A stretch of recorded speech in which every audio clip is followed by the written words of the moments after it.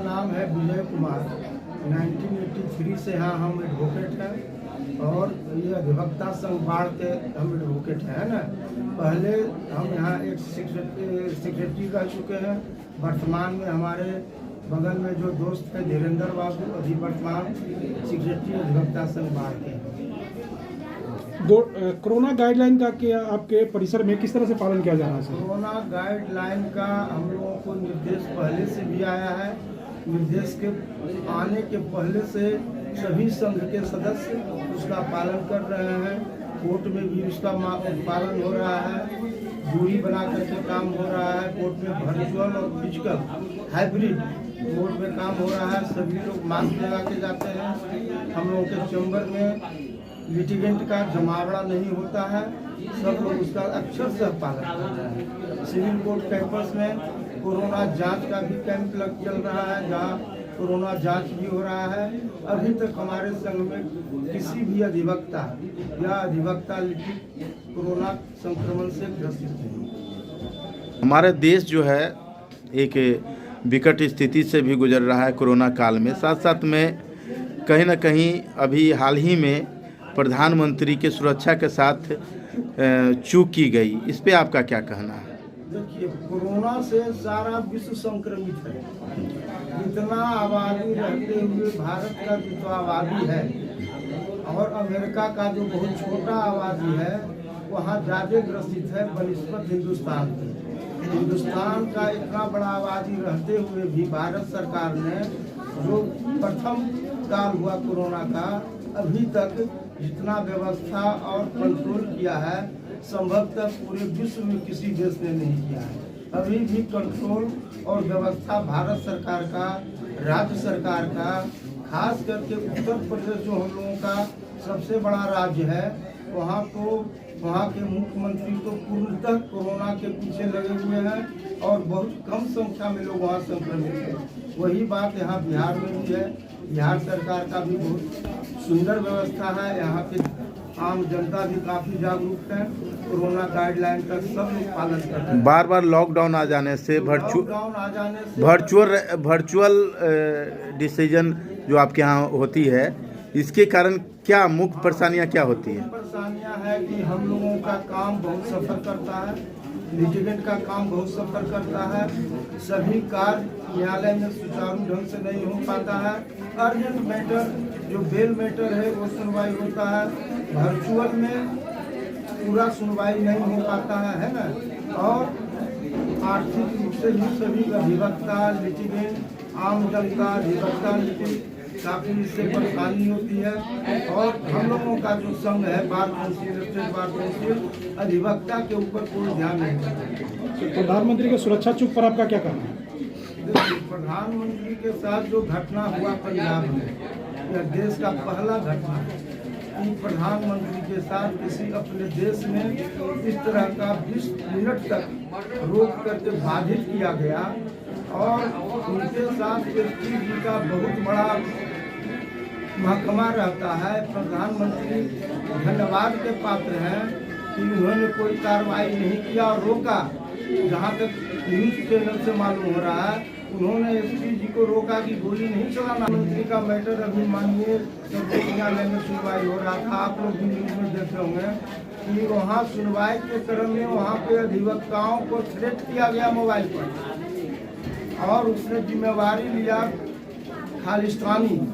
खालिस्तानी लोग जिम्मेवारी लिया कि हमने यह कांड प्रधानमंत्री नरेंद्र मोदी जी के क्लिप यहाँ चल करिएगा, काटिएगा, पैसा आ गया तो कट जाएगा। उतना अथी है, आप वकील है, आपका फी नहीं मिलता है, उतना डरने की क्या? नहीं, यहाँ पे हम लोग का इंटरव्यू चल रहा है। चलिए। यशस्वी प्रधानमंत्री माननीय नरेंद्र मोदी जी के साथ इस तरह की घटना हुई और इस पर वहाँ के राज्य सरकार ने कोई कार्रवाई नहीं किया। न उनको रिसीव करने मुख्यमंत्री गए, न डीजीपी गए, न चीफ सेक्रेटरी गए। आखिर किसके सहमति से वहाँ भीड़ इकट्ठा हुआ है और इनके काफिला को रोका गया? क्या आप इसे राजनीति से प्रेरित मानते हैं? राजनीति से नरेंद्र मोदी का इतना मान सम्मान देश विदेश में बढ़ गया है कि विपक्षी जो पार्टियां हैं जो 3 कौड़ी के बराबर हो गए हैं, जिनका कोई अस्तित्व नहीं है, वो लोग घबराहट में है और ये लोग विदेशी तंत्र से सहायता ले रहे हैं। जैसा कि सुप्रीम कोर्ट के वकीलों को धमकी दिया गया और अपने आप पर धमकी देने वाले ने जिम्मेवारी लिया।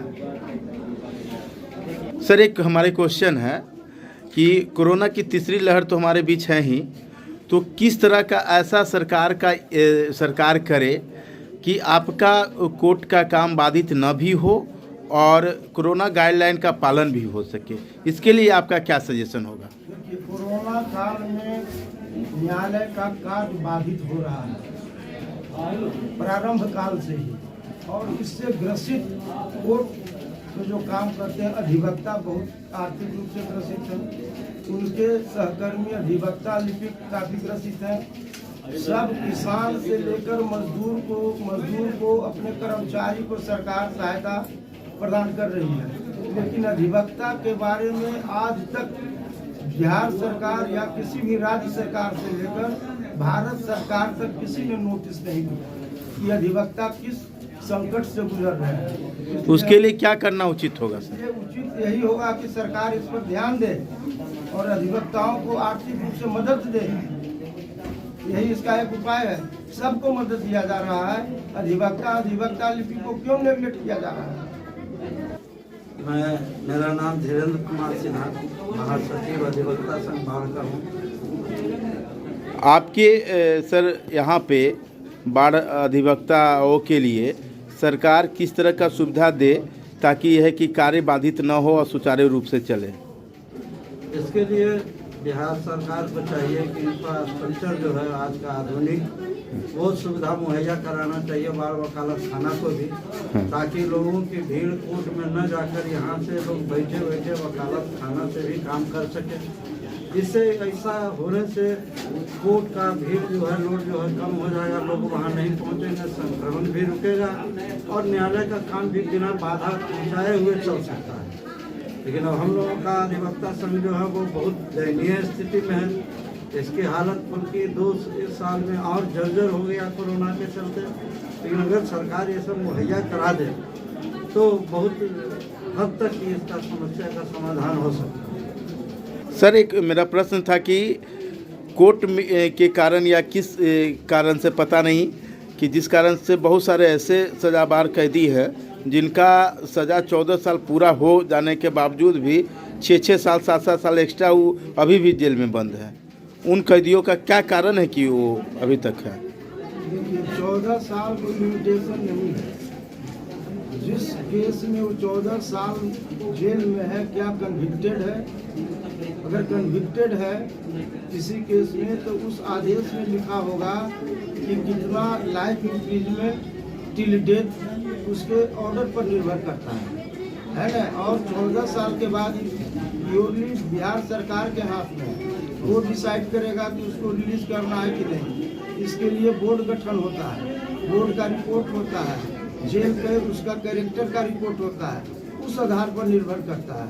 और लंबित मामला का जहाँ तक सवाल है कि कोरोना काल में 1 साल 1.5 साल हो गया माननीय उच्च न्यायालय में जमानत का आवेदन दाखिल किए हुए, वह आवेदन टेकअप नहीं हो रहा है।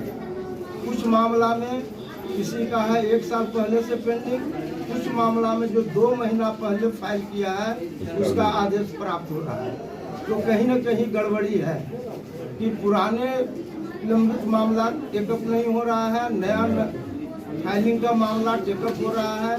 अब इसमें तो हम लोग सिविल कोर्ट के एडवोकेट हैं, उच्च न्यायालय के जो अधिवक्ता है वही लोग विचार कर सकते हैं, विशेष बतला सकते हैं, लेकिन कहीं न कहीं गड़बड़ी जरूर है।